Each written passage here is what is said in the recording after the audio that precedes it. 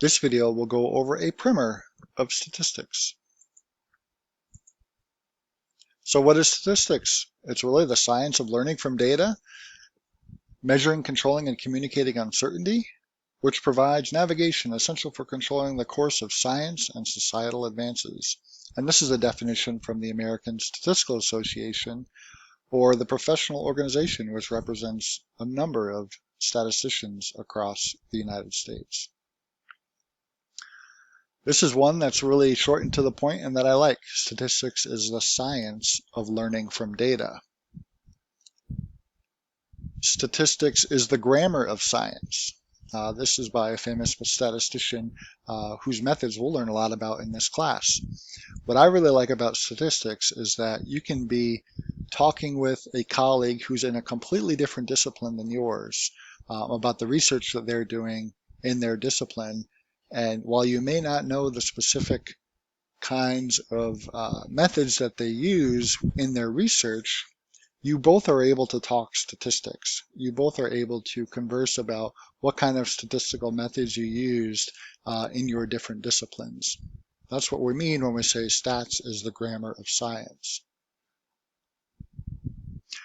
This is a great quote from Florence Nightingale, who was a nurse and an early statistician in the 1800s. It's by the aid of stats that law in the social sphere can be ascertained and codified.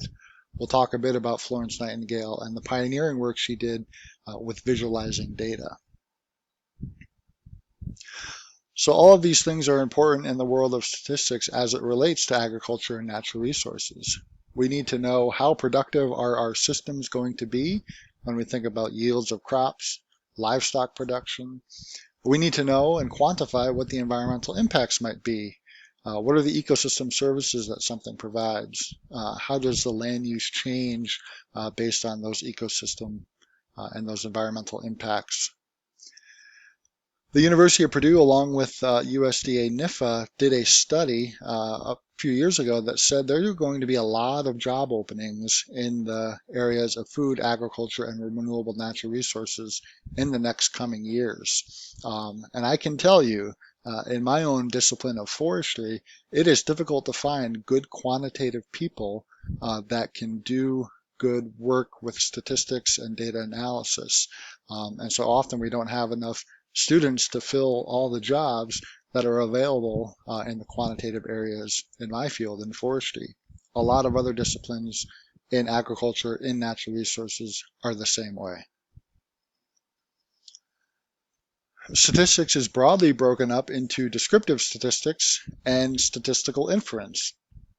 We're going to spend probably a week or maybe 2 weeks on learning about graphs and visualization, about a week on the measures of central tendency, spread, and position. Think mean, median, mode, standard deviation, coefficient of variation.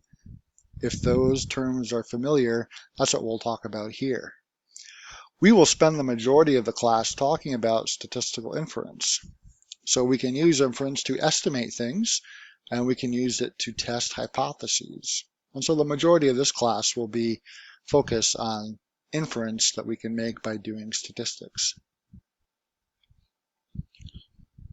Now I want you to look at this graph for a moment and think about what it's saying. Now graphs like this to me are so frustrating. There's no doubt someone spent a lot of time collecting data in a survey, and then they reported the results like this, which make no complete sense whatsoever. And so this is why in this class, not only are we going to be learning about how to do the right statistics, but also how to communicate it to others, whether that's to your graduate advisor, whether that's to the general public, whether that's to fellow researchers. There's a lot of time spent in communicating that you'll get in this class. There was an excellent book published in 2012 about the signal and the noise and why people can't make predictions very well. Think about the election of 2016. Think about so many natural resource populations that are out there. And so we'll talk a lot about the signal in data and how that's important, but often it's the noise in the data that's really more intriguing and we ought to pay more attention to. A brief note about data science. When you hear the term data science, you might think that kind of sounds a lot like statistics. What are the differences? There's a great paper here that talks about this, and it needs discussing because the field of data science has really exploded in the last several years. The short takeaway, statistics is really just one part of data science. Data scientists often have other skills in computer science and some domain knowledge, and then maybe some other advanced background in math or statistics. Generally in statistics, we do primary data analysis. We gather data, we evaluate hypotheses. In data science, data are typically analyzed in a secondary fashion, and hypotheses are often generated through doing data science. However, both seek to draw reliable conclusions from data. We'll talk a lot about the differences between these two throughout the class. We're not going to spend a lot of time on this, but it's important to recognize the population of something is a set of all possible observations. A sample is a subset of that. And so the objective of statistics is to make inferences between the two.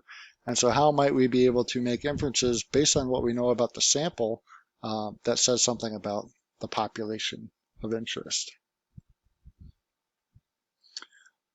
And it's important to know how we get data. Well, we can get data from surveys. This is a passive approach. We might fill out a questionnaire or record our responses to something from a sample.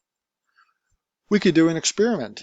This is very active. That's what might be seen here in the photo on the bottom right. We can vary experimental conditions to study their effect of an outcome. Or we can just observe things as they happen. We call that an observational study, just an examination of existing data. So we can collect data based on sampling our population differently. And I'm going to say again that we're not going to spend a whole lot of time doing this. But just know that in many other courses, such as experimental design or survey methods, you can learn how to best sample from the population to do something. And so there are lots of other classes, lots of other texts that will discuss this topic. However, for us, we're going to be working with data that are generally already collected. And so we don't necessarily need to know best ways to sample through a survey, but we need to know that and be cognizant of where the data come from. So a design experiment, this might be an experimental design, which is a really specialized field in statistics. And the goal here is to efficiently compare groups or treatments that might be in that experiment. So there are many different kinds of experimental designs. These can be completely randomized. So maybe some sample of observation is taken from different populations T. And so it could be a randomized complete block design where we might compare T different treatments in B different blocks. And we'll have some examples of this too in the slides. An example of an experiment might be, what is the effective thinning method on the growth of red pine trees? Maybe we can do a light thinning where we only remove some trees to favor the residual trees that are there to grow. And we might do a heavy thinning where we take out the majority of trees and the residual trees there are going to grow. And so how might the growth differ between those two different thinning methods?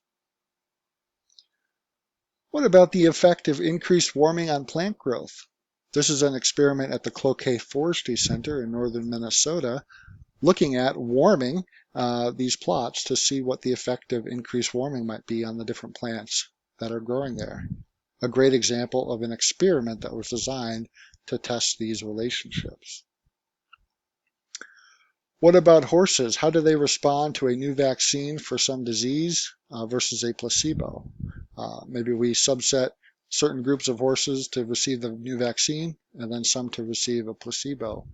A good example of an experiment.